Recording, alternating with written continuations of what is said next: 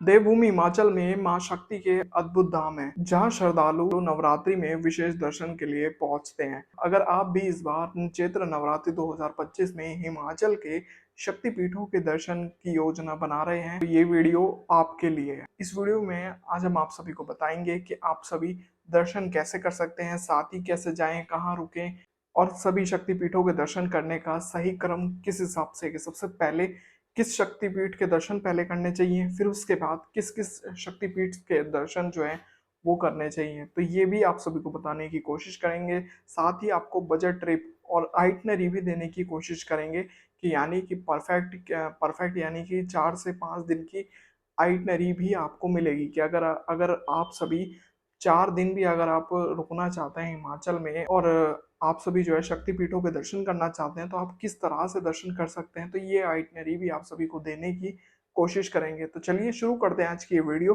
अगर आप चैनल पर नए आए तो भाई चैनल को सब्सक्राइब कर ले, बेल आइकन को प्रेस कर ले, जिससे आने वाली सभी नई वीडियो की नोटिफिकेशन आप तक पहुंच सके। तो चलिए शुरू करते हैं आज की ये वीडियो।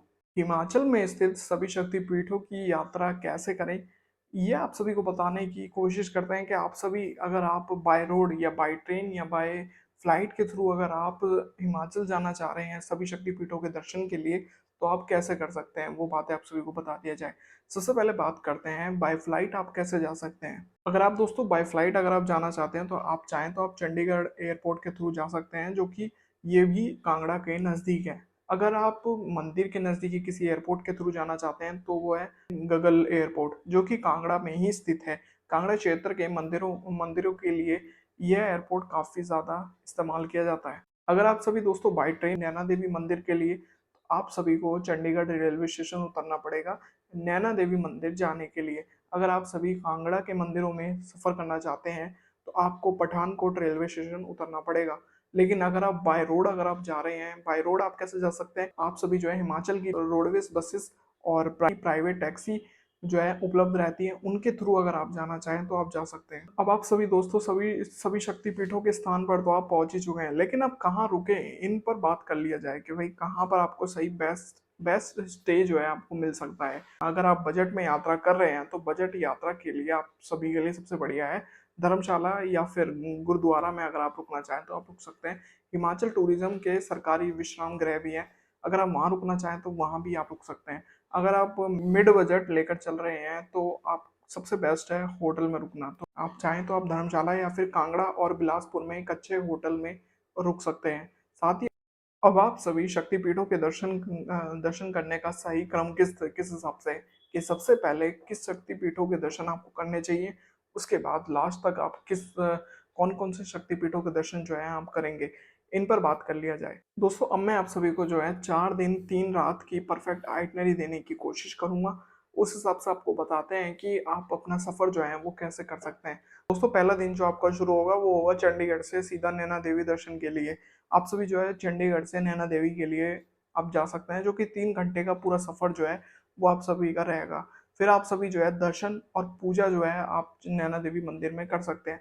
लेकिन नैना देवी मंदिर की भी एक अलग ही पौराणिक कथा भी जो है वो जुड़ी हुई है, क्योंकि नैना देवी मंदिर भी एक 51 शक्तिपीठों में से एक ही है। दोस्तों बताया जाता है कि जब माता सती ने अपना देह जब त्यागा था, तो भगवान शिव उनको लेकर पूरे ब्रह्मांड में घूमे थे।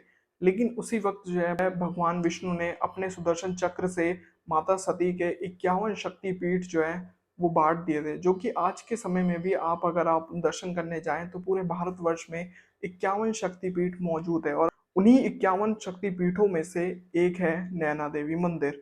बताया जाता है कि माता सती का शरीर विभाजित हुआ था, तो उनकी आंख जो है वो यहाँ गिरी थी। यह मंदिर शिवालिक पर्वत पर स्थित है, और बताया ये भी जाता है कि गुरु गोविंद सिंह जी ने यहीं पर ही तपस्या भी की थी। और अगर आप यहाँ तक पहुँचना चाहें, तो यह स्थान चंडीगढ़ से सिर्फ और सिर्फ 100 किलोमीटर की दूरी पर है। तो आप चाहें तो आप बस या टैक्सी के थ्रू आप यहाँ तक पहुँच सकते हैं।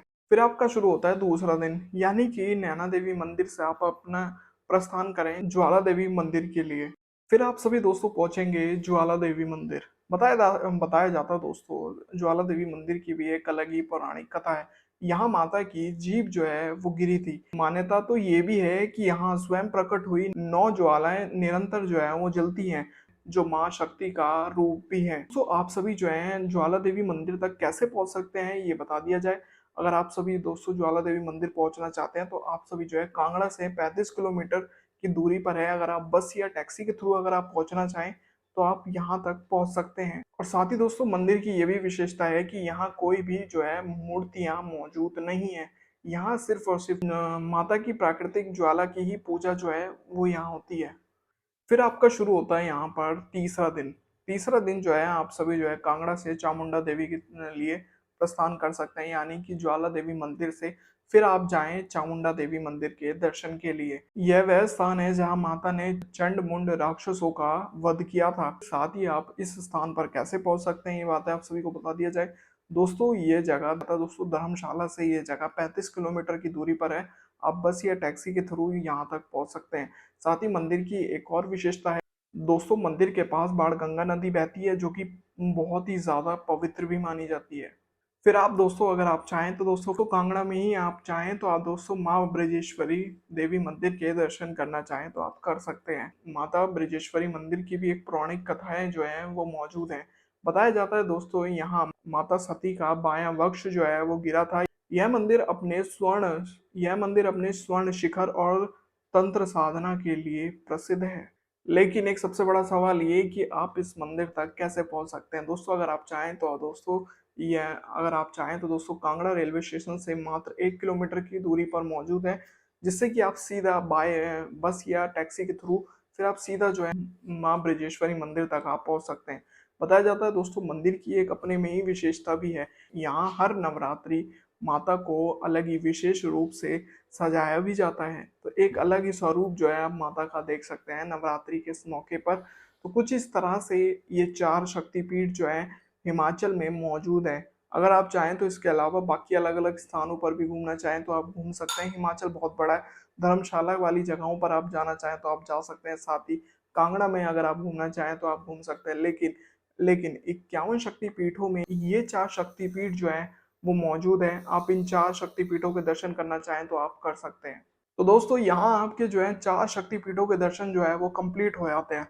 लेकिन एक सबसे बड़ा सवाल वो ये कि टोटल खर्चा आप सभी का इस पूरी ट्रिप में कितना होगा, इन पर बात कर लिया जाए।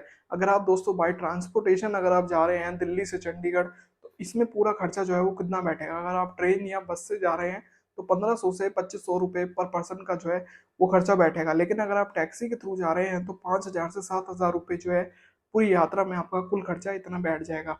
लेकिन अगर आप ठहरने की व्यवस्था करना चाहते हैं तो उस ठहरने की व्यवस्था में आपका पूरा खर्चा कितना आएगा उस पर बात कर लिया जाए। अगर आप दोस्तों धर्मशाला में रुकना चाहें तो धर्मशाला में रुकने का कुल खर्चा अगर आप सभी दोस्तों धर्मशाला में रुकना चाहें तो धर्मशाला में रुकने का खर्चा आप सभी का 500 से 1000 रुपये पर पर्सन का जो है वो आएगा बजट के अनुसार। साथ ही अगर आप होटल में रुकना चाहें तो 1500 से 3000 रुपये पर पर्सन का जो है वो लगेगा पर नाइट के हिसाब से खर्चा। अगर आप मिड रेंज होटल में रुकना चाहें तो मैक्सिमम इतना खर्चा तो आपका आ ही जाएगा।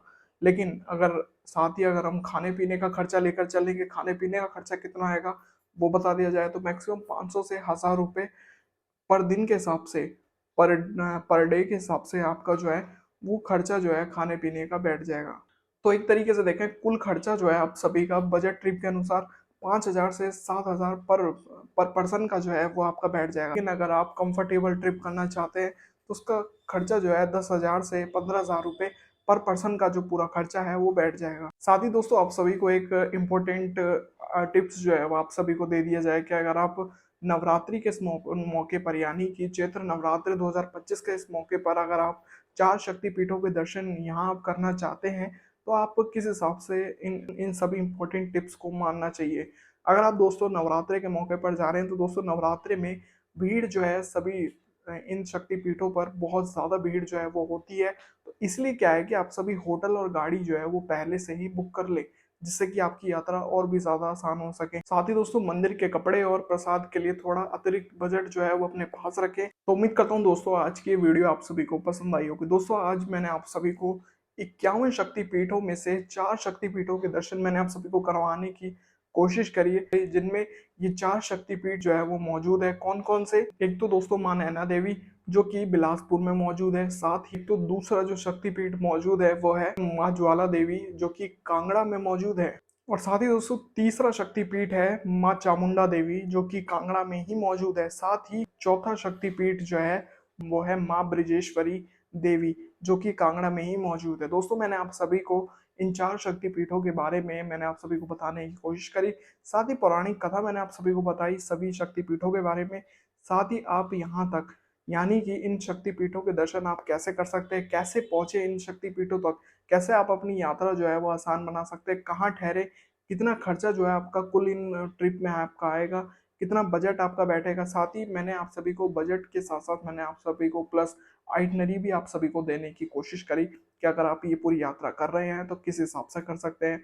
पूरी ये आइटनरी जो है ये 4 दिन 3 रात के हिसाब से जो है वो रही थी, जिसमें मैंने आप सभी को बताया कि किस तरीके से डे बाय डे आप अपनी यात्रा को और भी ज़्यादा आसान बना सकते हैं।